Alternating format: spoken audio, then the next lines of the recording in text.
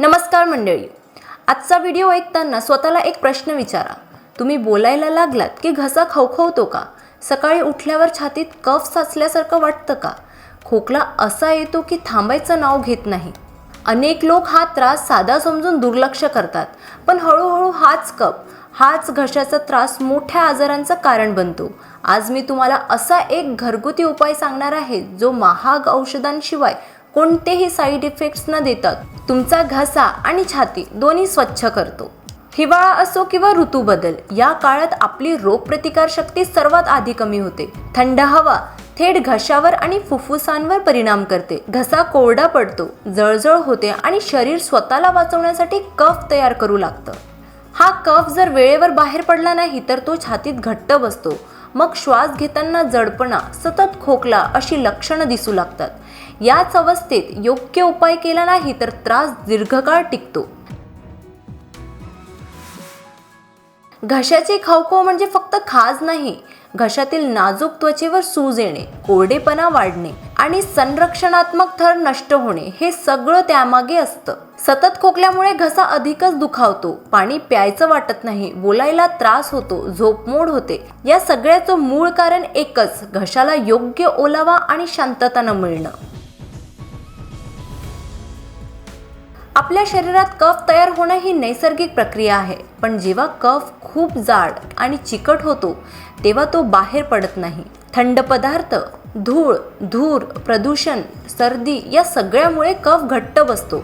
हळूहळू छातीत भरल्यासारखी वाटते, खोकल्याचा आवाज बदलतो आणि दम लागायला लागतो.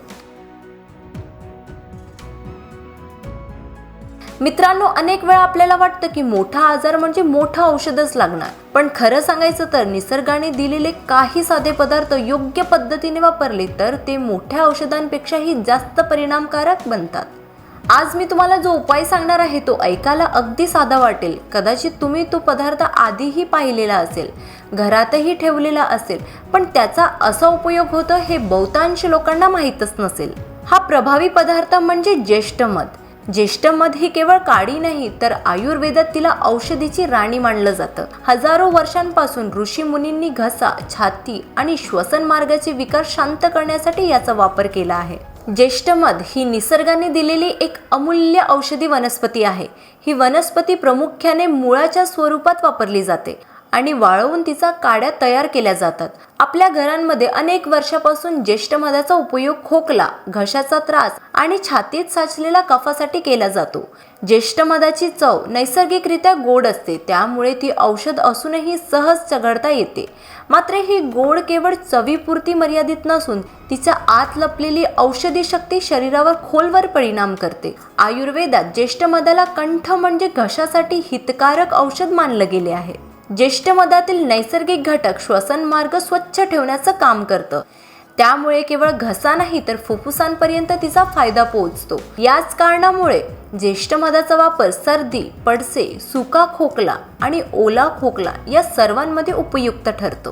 सर्वात महत्त्वाचं म्हणजे ज्येष्ठ मध चघळल्यावर त्यातील औषधी रस थेट लाळेमार्फत घशात उतरतात. त्यामुळे औषध पोटातून फिरून येण्याची वाट न पाहता तो थेट त्रासाच्या जागेवर काम करतो आणि म्हणूनच त्याचा परिणाम तुलनेने लवकर जाणवतो. ज्येष्ठ मधाचा छोटासा तुकडा तोंडात घेतल्यावर तो हळूहळू विरघळतो.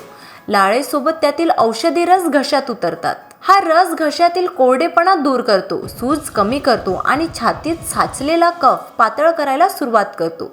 म्हणूनच काही मिनिटातच घशाची खवखव कमी झाल्याचं जाणवतं आणि छाती हलकी वाटू लागतं. ज्येष्ठ मधातील घटक कफाच्या चिकटपणावर काम करतात.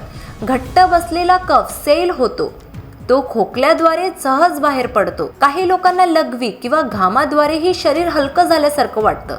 हा उपाय केवळ कफ बाहेर काढत नाही तर पुन्हा कफ साचू नये यासाठीही मदत करतो.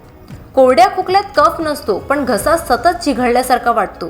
ज्येष्ठ मध घशावर नैसर्गिक आवरण तयार करतो. यामुळे खोकल्याची उबळ कमी होते, रात्री चांगली झोप येते, घसा दुखणं थांबते. विशेषतः झोपण्याआधी घेतल्यास खूप आराम मिळतो.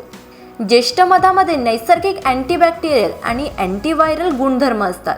हे घशातील संसर्ग वाढू देत नाही, विषाणू आणि जंतूंशी लढण्यास शरीराला मदत करते. म्हणजेच हा उपाय फक्त लक्षणावर नाही तर मुळावर काम करतो. दिवसातून 1 ते 2 वेळा छोटा तुकडा चगळा. हळूहळू चगळा, घाई करू नका. रिकाम्या पोटी किंवा झोपण्याआधी उत्तम. इच्छा असल्यास ज्येष्ठ मध पूड प्लस मध किंवा ज्येष्ठ मधाचा काढा देखील घेऊ शकता. ज्येष्ठ मध नैसर्गिक असला तरी मर्यादितच वापरावा. उच्च रक्तदाब असलेले, गर्भवती महिला, दीर्घकाळ औषध घेणारे यांनी डॉक्टरांचा सल्ला घ्यावा. मित्रांनो, प्रत्येक वेळी गोळ्या खाणं हाच उपाय नसतो. निसर्गाने दिलेले काही पदार्थ योग्य पद्धतीने वापरले तर शरीर स्वतः बरे होऊ शकतं. घशाची खवखव, छातीतला कफ, सततचा खोकला या सगळ्यांवर ज्येष्ठ मध हा एक सोपा, स्वस्त आणि प्रभावी उपाय आहे. हा व्हिडिओ तुम्हाला उपयुक्त वाटला असेल तर लाईक करा, आपल्या कुटुंबासोबत शेअर करा आणि चॅनलला सबस्क्राईब करायला विसरू नका. निसर्गाच्या अशा सोप्या उपायांसाठी पुन्हा भेटूया. तोपर्यंत स्वस्थ रहा, निरोगी रहा आणि स्वतःवर खूप प्रेम करा.